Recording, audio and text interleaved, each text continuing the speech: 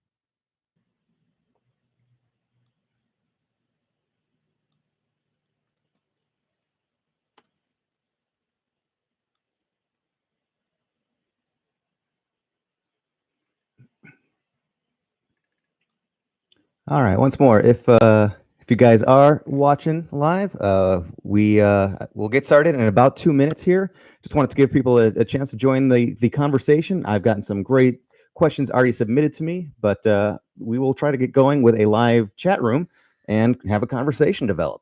So I'll be right back to check in and get this thing going in just a couple minutes.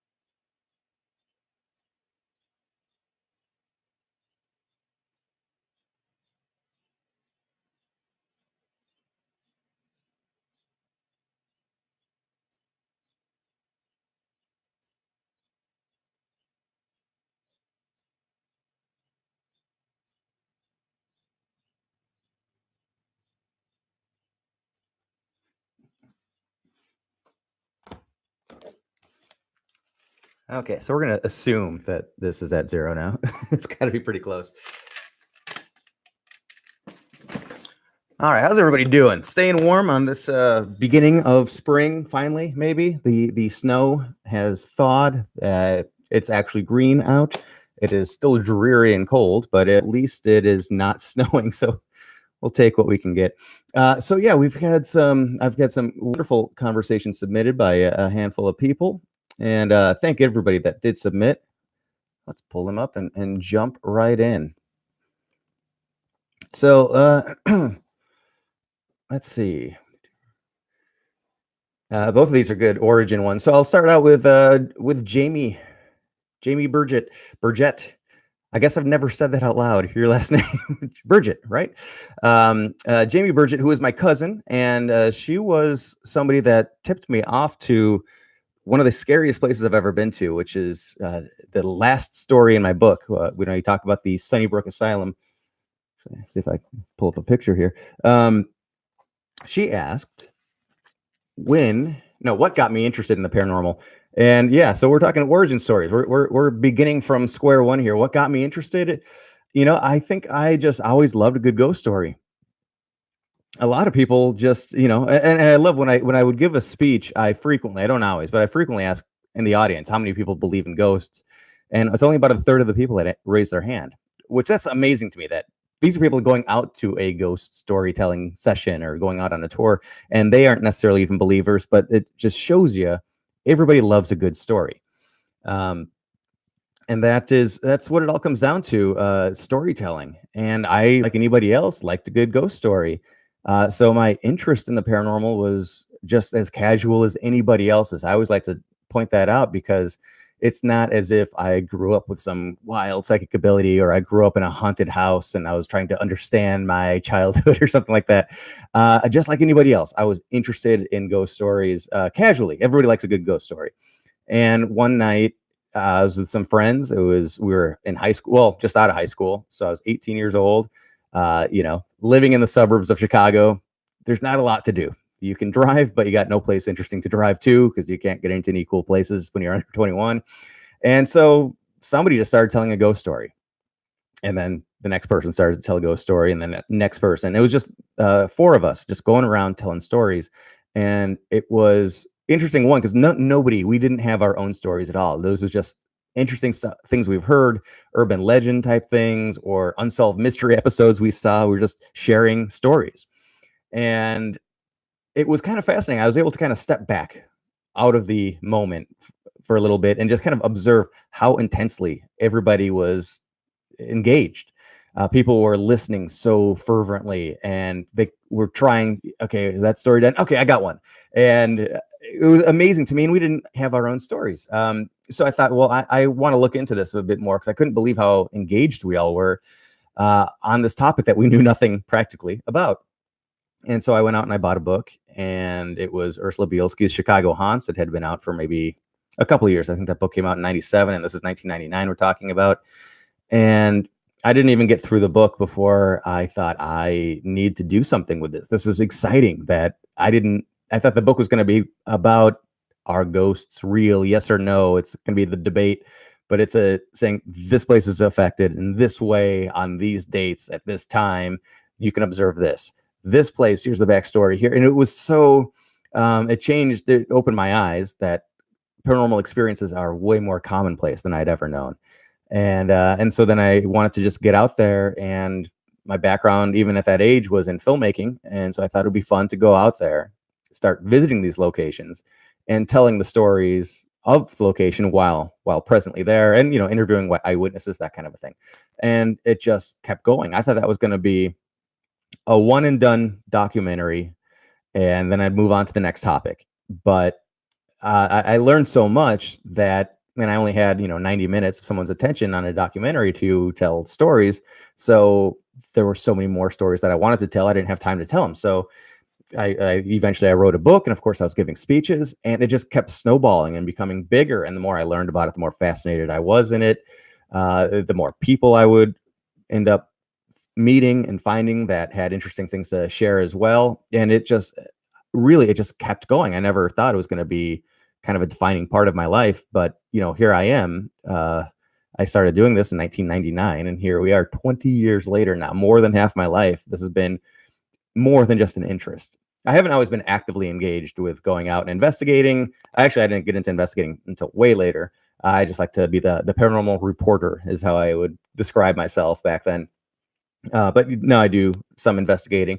But there were definitely stretches of my life where I was just working on film sets and didn't have time to do any paranormal investigating or research or anything. But for the most part, the last 20 years, it's always been some aspect of my life. So John Dryzga, this goes really well into the next question, which comes from John Dryzga, awesome dude out in New Jersey, who has given me some really interesting stories out of the Garden State that I would love to investigate, just to check out. I say investigate, but sometimes maybe I'll bring some of the ghost hunting tools. Maybe I'll just wander around and take a look around, take some pictures, but to visit at least. So John Dryzga writes, where did you have, or when did you have your first paranormal experience?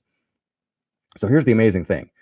I'm 18 years old, never had anything paranormal happen. And then we have this night of storytelling that was just really engaging, and it got me motivated to tell ghost stories and to research. And so I thought, this is going to be great. I want to call my friends over who I shared that first storytelling session with.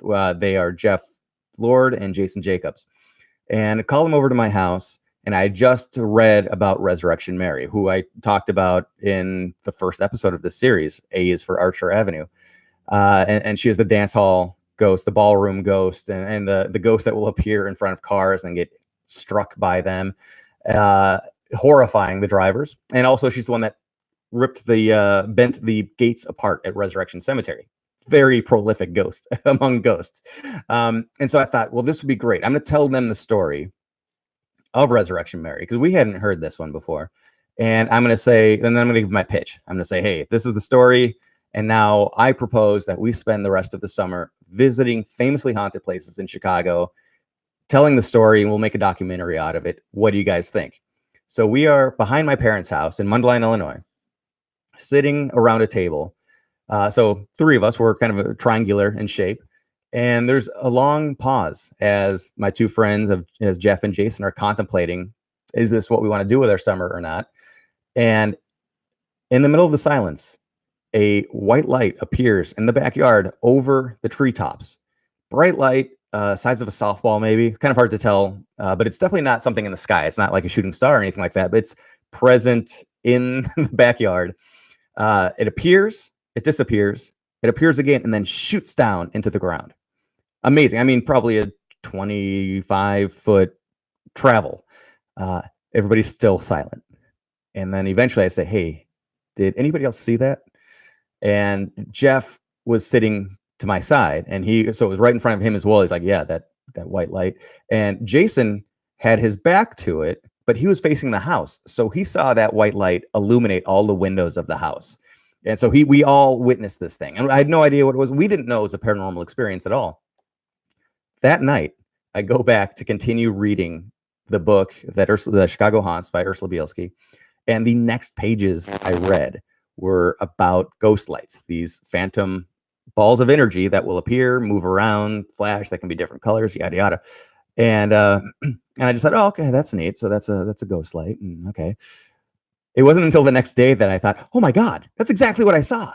And so it didn't dawn on me in that moment, but it was incredible that I'd never heard of this thing. I see it and then learn about it that same night. And I've seen it only a couple times since then. Other places, I talked about Archer Wood Cemetery. I've seen one there. Bachelor's Grove, one time I saw one. Not too many places. So, and we don't see another one for the entire. So we shoot this documentary all summer long, editing and exploring. And the last night of shooting, we're done going on location. So we were back at my parents' house in Mundelein, and we're shooting the wrap-ups. So we've got a 3-shot where all three of us are sitting and we're on camera recapping the experience. And I've got it broken down. I need these wide shots. I need these tighter shots where there's only 2 people on frame. And then I need some standalone shots where it's just me talking to camera. And so the first person that gets released is Jeff Lord. He goes outside to have a cigarette and steps out onto that back deck, which is where we all saw this ghost light. He steps out and he thinks he sees it again for the first time since. But he was kind of out of the corner of his eye. He shrugs it off a little bit, but he's still pretty sure he saw it. And then next, Jason gets released and he goes outside. And as he steps outside, well, the sound of the door opening makes Jeff turn to look at him. And Jason looks up and is like, "Oh, the ghost light." And so he saw it. And finally, I come out and I join them and open the door. I see it. And now Jeff and Jason, same exact thing. They hear the door opening, they turn to face me, and they just see the look on my face. And Jeff says, "You saw it too, didn't you?" And so those were the only two times we ever saw anything back there. And it was on the night we decided to do this documentary, and then again on the night we finished it. Really, really insanely wonderful bookends to that my first paranormal experience, and something, we always look for signs and things, and we kind of force ourselves to find them. But how was that not a sign that was the right thing to be doing, that we were meant to go out and tell some ghost stories? Kathleen Robinson Wicks from Illinois says, "What legend or ghost story has affected me the most? The one that you just won't quit researching until you have the answers you need." That is huge. I mean, I think anytime you are telling a story that involves a murder, that's an unsolved murder, you really feel you connect to it. It's the sympathetic side of being a human, is you identify with the victims. You will also just want the mystery solved yourself. So it's really hard to nail down one. But if we're talking Chicago, there's the Grimes sisters, Barbara and Patricia Grimes, who they went missing and were missing for a while, and eventually their bodies were found. When the winter thawed out, people thought, the person that discovered them thought there was a couple of discarded mannequin bodies, but it was two young girls. Nobody has ever done any time for that. There's the Peterson Schuessler murders that happened around that same time. And then, of course, you get to LA and you talk about the Black Dahlia and what horrific thing happened to this woman. Who did this? That is a really hard question. I wanted to see these more or less live so that I wouldn't be too rehearsed. But then there's questions like that are so big that that it's hard to, I don't know, just jump into. And then when you say what has affected you the most, I will say the place that Jamie brought me to when I was first getting started, it was in the documentary and it's the final story in this book. Oh yeah, let's see if there are photos in here. The Sunnybrook Asylum was just an incredible location. It's gone now, but here we go. Here's an aerial. I actually did get up in a plane to be able to get these shots. So what we're seeing are two of the caretakers' houses and a garage. What you don't see in that photo is that there was a long, narrow building as well that was set up kind of like a hospital, I guess, as the story goes as well, that it was a tuberculosis sanitarium. And, it was a very small room with a cot, one after another. And then every so often there was a bathroom and then a hallway that ran down the middle of it. And it started out as a utopian society, actually, is how that property was first developed, contemporary of Kellogg, interestingly enough. So it started out as this positive thing. Oh, Bart, I will talk about that. Yes. Okay. Yeah, I'll be happy to talk about that. But then, so the cemetery, the place went from being a utopian society, so very positive, and to being kind of radical for the time period. We're talking late 1800s, and they're kind of okay with free love and all this. So the local newspapers were not looking at these people all that kindly. And of course, then tuberculosis sanatorium, death, sadness. And then it sat vacant for who knows how long exactly. And then it gets overrun by people that are leaving cryptic messages. That if that's in reverse to you, one of those says "death rules" over a pentagram. One says "you will die, losers," and then another one says "if we catch you here, you die." And that's most likely just vandals writing cryptic stuff up there, just something to do, boredom in the suburbs. But at the same time, that place was so isolated. You would walk down a gravel road that was blocked off, so you couldn't drive down it. You had to walk down it, single lane. and then you do not immediate, you eventually do a 90-degree left turn. And so once you make that left turn, you are in woods and invisible to the world. You walk there for a while down that trail, and then there's another little fence, little chain link, not stopping anybody. And then you're in a meadow with grass that is as tall as your nose. And eventually you start to see the rooftops of buildings in the distance, these, single story buildings. And you kind of don't realize it until you see it from the aerial that, okay, there's huge farm fields off to the left side. And then there's a big lake off to the right side. And there's just nothing around you. You are isolated out there. And if you were to run across somebody that wrote something like, if we catch you here, you die. Well, here is when you find out if they meant it or not, because you are completely alone. You're isolated. You are far from help. It's a long run if you needed to run for your life. So you're worried about the real life implications. And this is actually when I gave a speech last week down at a literary festival. Somebody came up to me afterwards and said, "How are you not affected by these places?" And you are. You totally are. Like, that's a place that stuck with me. I went there a couple of times before it just, you start to understand how fragile everything is, being alive is. But then, in addition to that, you're walking around and you're hearing footsteps following behind you as you're walking through the meadow. You get these really negative feelings impressed upon you. That is something that I've had very seldom ever, but I've never had it more intense than at this location. And that is a place that really stuck with me because it was scary, very, very scary, both like the real life flesh and blood, who's back here. But then, you're in a place that's so negatively impacted. Bart is asking, Ghost Adventures did an episode at Bachelor's Grove and repeated ghost lights and orbs. What do you think about Zach and the Ghost Adventures crew? So first off, I want to talk about that specific instance, which they got really interesting footage and like close-up footage of ghost lights at Bachelor's Grove that were just kind of sitting there to be seen. And I did talk about in the second episode of the series, B is for Bachelor's Grove. I talked about some incredible stuff that we got on camera as well. So the unique thing with the Ghost Adventures episode that took place there is they were following these lights until they realized that they had left the cemetery and were out of it. And they kind of wondered, hey, were we just drawn out? Did whatever's here, did they not want us to be here? And there's, I think, a lot to that. Ursula Bielski has an incredible story of her own, which I actually recounted in that episode. I'll quickly go over here, which is where she was walking through the woods. This place she's been literally hundreds of times, and she's written a book on it that's out now that's really fantastic into the hauntings and heavily into the history of the place.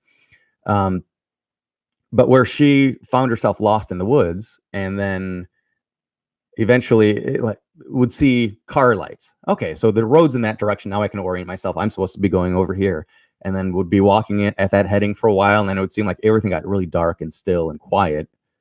And she had no idea where she was again. And then suddenly she sees cars on the street, but it's in a whole different area. So, okay, I guess I got turned around, reoriented herself, and it would happen over and over and over again. And eventually she realized something is more powerful than I am, and it doesn't want me here. And there's no way I can beat this thing. I have to just call it a night. And she spent, I think it was something crazy, like at least 4 hours lost in the woods until she realized that the only option she had was to give up. What do I think about the Ghost Adventures show and that the crew, the GAC? I both love them and am annoyed with them. I think I think we should all be about in that place. So first off, I do want to say Jeff Blanger and Dave Schrader are the researchers for that show. They do amazing work. So the guys, the Ghost Adventure crew, they are going in with really good information put together by people that really know how to do good research. What they do after that, if they take that with them, if they leave it behind, that's who knows.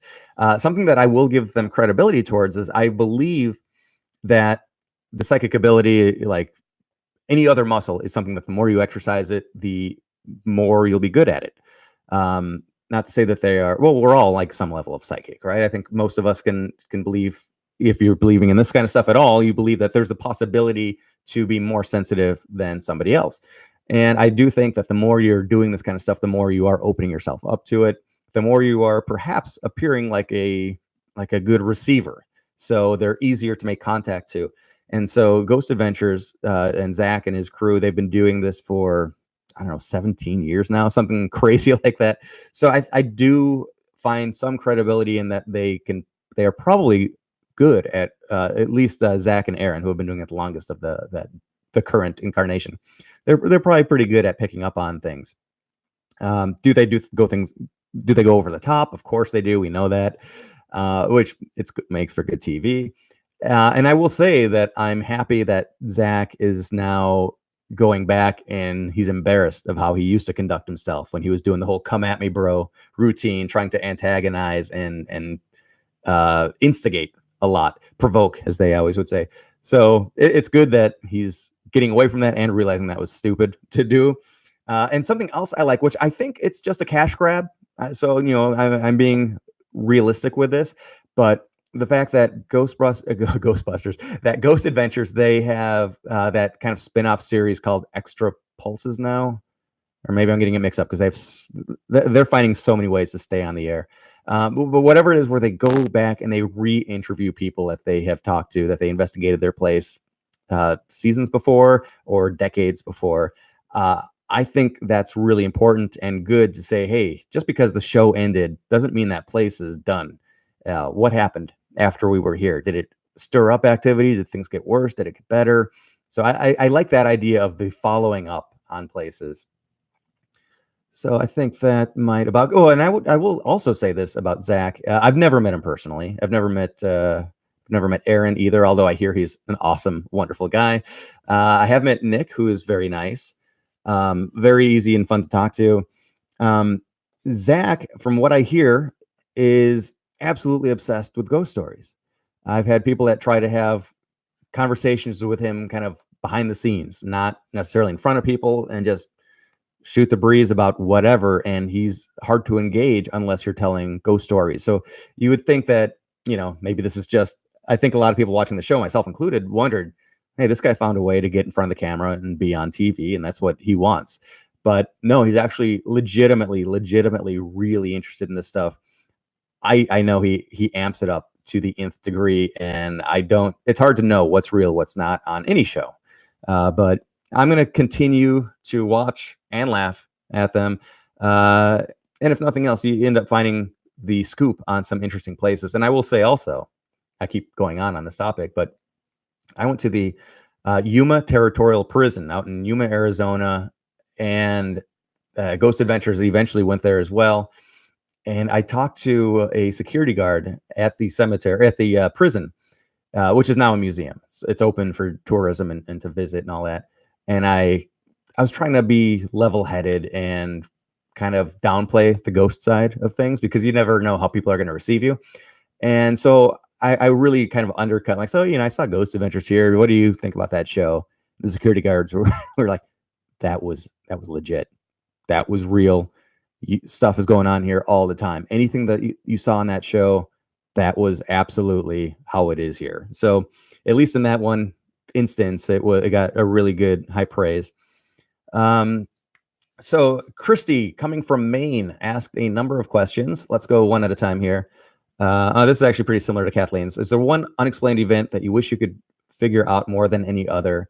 And they, pardon me, puberty. And they guessed the Black Dahlia, right? Which is a good guess, because that is something I have looked into a lot. And I love the idea of using paranormal research to possibly solve an incredible mystery like that.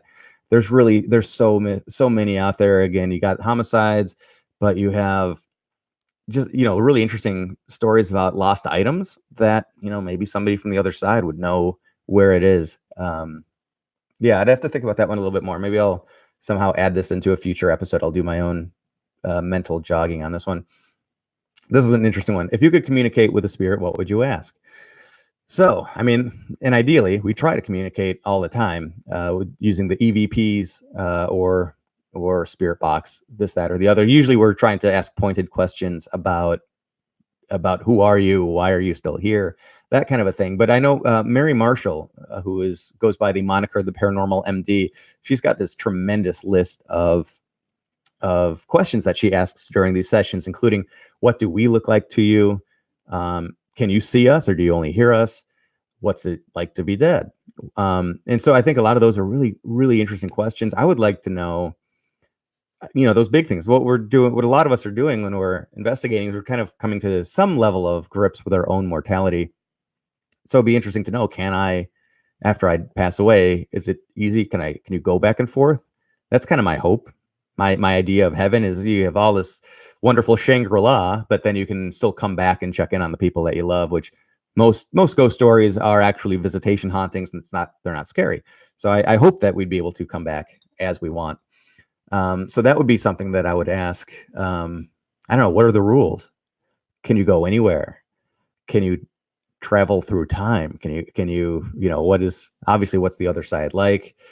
Um, yeah, because I always say I would just go to the ballpark all the time. You don't need tickets. You could watch the game from the pitcher's mound, which would be cool. But is that possible? Um, let's see. Her last question. Thoughts on telepathy? Okay, I guess this is a big one too. Thoughts on telepathy or UFOs? I like that those are joined in. So I had an incredible experience where I read someone's mind on accident one time, and so I guess I'll tell this story. Um, I had a friend. Maybe I'll redact names just in case they're more closed off to it now. But I had this friend who went off to school at Indiana State University and was haunted. She had an attachment. She stayed in a dorm that, for whatever reason, there's this entity there and she was this very bright light. She was a very positive person. I'm sure that she still is. So it makes sense that this would be somebody that an entity might want to attach to stick around. And she had bizarre things happening at her dorm. When she would come home, same type of thing would happen where, objects would go missing. Or one of my favorite ones is that she went grocery shopping and she bought a bag of oranges, which, comes in that yellow or orange mesh. So she ripped that open and took the oranges out and was putting them in the fridge. And when she turned around back to the counter, the sack was gone, and then it fell from the ceiling. Kind of very much an effective attention getting spirit. But then unfortunately, she started to feel her emotions were absolutely ruled by this other thing. She suddenly hated her boyfriend. She had no reason to, but she just couldn't wait for him to be out of her sight. And she was so nasty and rude to him. And one day when they were back home from college, walked into a friend of ours' house, and the friend, the mom of the house, is somebody that did Reiki and did the energy healing and all that kind of stuff. And she could read auras and all that. And she knew something was up. She didn't diagnose it correctly at first. She just flew off the handle and said, "You get out of my house." Until eventually I was talking with my friend and she was telling me what she's going through. And I said, I know our friend's mom just blew up at you, but I think she's still the one to talk to. And so she did. She told her what was going on. And then my friend's mom was just mortified that she saw this entity. She saw the energy, not my friends, but this attachment. And she was reading that. And a really wild thing happened. We went through the entire cleansing this night. And I've never seen anything like this in my life. And it really wasn't all that weird. It was, the girl laid on the ground, and then the mom did stuff with crystals over chakras and stuff that I don't understand. But she said the animals in this house are going to go wacky. They're going to be seeing stuff that we don't see. So just get ready for that. The family had a couple of dogs that just did dog type stuff. They maybe were around a little bit more than usual, but they had two cats that were completely elusive. They would stay hidden if company was over. One of them you would see on a rare occasion, but the other one, most people didn't even know they had a second cat because this cat was so elusive. During the ceremony, I guess we'll call it the cleansing, this cat was all over the place, was watching everything that was going on, was rubbing up against people, looking for petting, looking for love, and eventually saw something, and then walked across the room and looked up into the corner where the ceiling met the wall and the other wall. And this was in a 2-story tall vaulted room. So it was a high ceiling, and the cat was all the way to the corner looking straight up 20 feet. And it remained there motionless for the next 30, 45 minutes. So weird, whatever it was.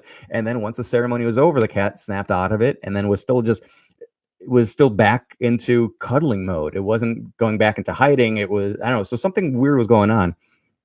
And so I remember this was around Christmas time. And so now everything's over. The cleansing is done. All is well. And we're hanging out in the living room. And so it was the girl, her boyfriend, the mom, and myself. We're spread out in the living room having a conversation, just kind of talking about everything, the other side, energy, spirits, yada yada. And the idea was brought up that maybe we should go visit a haunted place, because this friend, she's an open receiver to it. She shouldn't be afraid of it. She should go and not be fearful. And which, by all means, she was too fragile at this moment. She was kind of shaken. We shouldn't have done this. But so then we continued to talk. We continue to talk, and I was kind of, are we ever going to get out of here or not? I don't know if we're going to go to this haunted place or if we're just going to keep talking, which is cool too. But there was a Christmas tree between myself and the boyfriend, so I couldn't see him directly. And during a lull in the conversation where we're all being quiet, I hear him say to me, "Hey, Scott, are we going to get going or what?" And you know how you kind of snap out of it and you say what, even though you heard somebody say something clearly. You didn't really need to say what, but it's just kind of naturally the thing that comes out. I said, "Oh, what?" And he bends over so we can see each other around the tree, and he just looks at me. He doesn't respond at all. He just looks at me puzzled. So I look over to the mom. He's like, "Hey, help me out here." Why is he acting weird now? He just asked me a question. Now he's not following up. And she looked at me just as puzzled. And I said, "Well, didn't you just say, 'Hey, Scott, are we going to get going or what?'" And he said, "Well, I was just about to ask you that." So I don't know what in the hell that was, but I heard clear as day his voice ask me a question that he was about to ask. So there's a little bit of telepathy. But that was an eye-opening thing. I've never had anything like that happen before or since.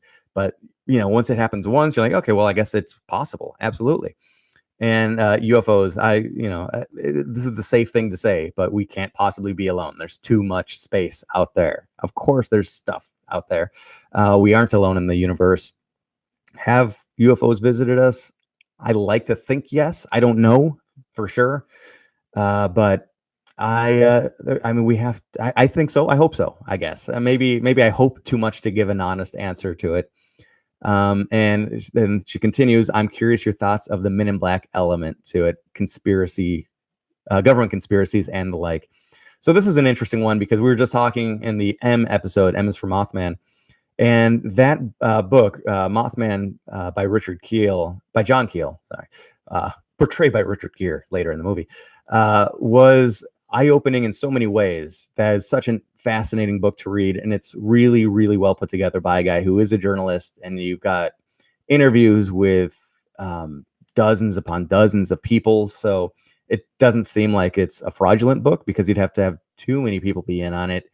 But the experience there. So down in Point Pleasant, West Virginia in the late 1960s, for about a year and a half, we always hear about the Mothman, this big cryptid flying creature, but really, if you read the book, there's a lot more going on, and that is just a very small part of it.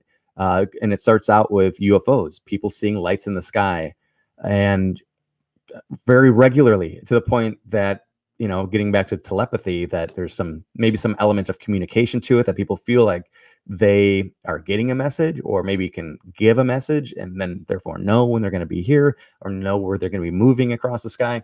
It's a fascinating thing. And there's a great documentary that I've seen once, I want to see again, called Australian Skies. And they're very clever with it, where the word Australian, they kind of misspell the word Australian so that they can fit the word alien inside of it. But they interview a guy who is claimed to have like 500 UFO sightings. So when I saw that description, I thought, well, this is going to be a joke. So this will be good for a laugh. And within 5 minutes, seeing the footage that this guy has captured, like, well, what in the world's going on? He's seeing stuff that I've never seen in my life. And he talks about he could be in the middle of anything, inside doing whatever, and he'll just get the feeling that he needs to come outside and look up, and he'll see something, and he brings the camera. And he documents it. So I think there is a connection between telepathy and UFOs. But getting back to the Men in Black of it all, the theory that I had always come up believing and hearing was that these are just like we see with Tommy Lee Jones and Will Smith. These are government agents coming to do their own independent investigation of a UFO sighting, and their job is to get information from you, but also to dissuade you from believing you saw something unusual, that it was some natural occurrence that could be explained away. And if you guys have ever seen the X-Files episode, Jose Chung's From Outer Space, it's fantastic. And the Men in Black are portrayed marvelously by Jesse the Body Ventura and Alex Trebek. Go watch it. It's on Netflix. It's a fantastic episode. But one of the ideas of the Men in Black is that they're purposefully outrageous. They're weird, like you see depicted there, just to continually make your experience harder for other people to believe.